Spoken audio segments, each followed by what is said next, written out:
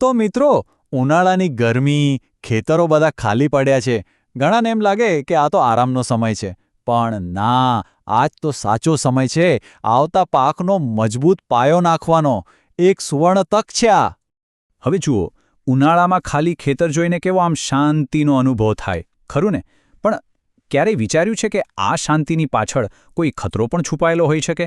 એક એવો ખતરો જે આપણા આવનારા પાકને બરબાદ કરી શકે છે. તો ચાલો, આજે આપણે જમીનની અંદર જરા ડોકિયું કરીએ અને એ છુપાયેલી સમસ્યાઓને શોધી કાઢીએ. ભલે એ દેખાતી નથી, પણ પાક પર એની અસર બહુ મોટી થાય છે. તો પ્રોબ્લેમ શું છે? જુઓ, આપણી જમીનમાં નરી આંખે ન દેખાય એવી કેટલીય વસ્તુઓ છે, જેમ કે નુકસાનકારક ફૂગ, જીવાતોના ઈંડા, જે બસ મોકાની રાહ જોઈને બેઠા હોય છે. જેવું ચોમાસું આવ્યું નથી કે તરત રોગો ફેલાવાનું શરૂ. અને એટલું જ નહીં, જમીનમાં પોષક તત્વો તો હોય છે, પણ એ ક્યારેક લોક થઈ જાય છે, બંધાઈ જાય છે. એટલે આપણે ગમે તેટલા મોંઘા ખાતર નાખીએ, એ છોડ સુધી પહોંચતા જ નથી.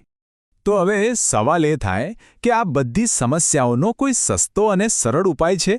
જવાબ છે, હા, બિલકુલ છે. અને એ માટે કોઈ મોટી ટેકનોલોજીની જરૂર નથી. આ તો છે આપણા વડવાઓનો વર્ષો જૂનો અજમાવેલો એકદમ ભરોસાપાત્ર દેશી જુગાડ. અને એ દેશી જુગાડ બીજું કંઈ નહીં, પણ છે ચૂનો. હા, એ જ સાદો ચૂનો. આમ સાવ સામાન્ય લાગે, પણ એમાં એટલી તાકાત છે કે એ આપણી જમીનની કાયાપલટ કરીને એને અમૃત જેવી બનાવી દે છે. તો ચાલો આજે આ ચૂનાનો કમાલ સમજીએ. તો ચૂનો કામ કઈ રીતે કરે છે? એના મુખ્ય 3 ફાયદા છે. આપણે એક એક કરીને વિગતમાં સમજીએ કે આ 3 ફાયદા કયા છે અને એનાથી આપણા ઉત્પાદન પર કેવી રીતે જબરદસ્ત અસર પડે છે.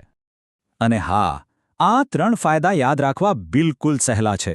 પણ આ જાણકારી એટલી કામની છે ને કે દરેક ખેડૂત મિત્ર માટે એને સમજવી ખૂબ જરૂરી છે. સાચું કહું તો આનાથી ખેતીમાં ખરેખર બહુ મોટો ફેરફાર આવી શકે છે.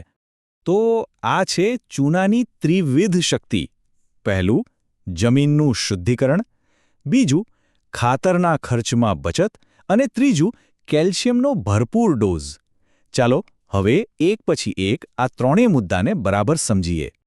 તો સૌથી પહેલો ફાયદો, જમીનનું શુદ્ધિકરણ. વિચારો, ઉનાળાનો આકરો તાપ હોય અને એમાં આપણે જમીનમાં ચૂનો ભેળવીએ તો શું થાય? ચૂનો એક નેચરલ સેનિટાઈઝર જેવું કામ કરે છે. જમીનમાં જે બધી નુકસાનકારક ફૂગ અને જીવાતોના ઈંડા છુપાયેલા હોય ને એ બધાનો નાશ કરી નાખે છે. પરિણામે ચોમાસામાં રોગચાળાનું ટેન્શન જ ઓછું. હવે બીજો ફાયદો, અને આ તો બહુ જ મજેદાર છે, કે ચૂનાથી પૈસા કેવી રીતે બચે. જુઓ, ઘણીવાર જમીન એસિડિક હોય છે. એમાં આપણે ગમે તેટલું ખાતર નાખીએ એ જમીનમાં જકડાઈ જાય છે, લોક થઈ જાય છે, છોડ સુધી પહોંચતું જ નથી. અહીં ચૂનો જાદુ કરે છે. એ જમીનની એસિડિટી ઓછી કરીને એનું પીએચ બેલેન્સ કરે છે.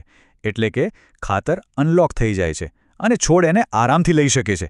મતલબ આપણા ખાતરના પૈસા વસૂલ. અને હવે વાત કરીએ ત્રીજા ફાયદાની, કેલ્શિયમ. ચૂનો એટલે કેલ્શિયમનો ખજાનો, અને એ પણ સાવ સસ્તામાં. છોડના મૂળિયા અને થળને મજબૂત બનાવવા માટે કેલ્શિયમ તો જોઈએ જ જોઈએ.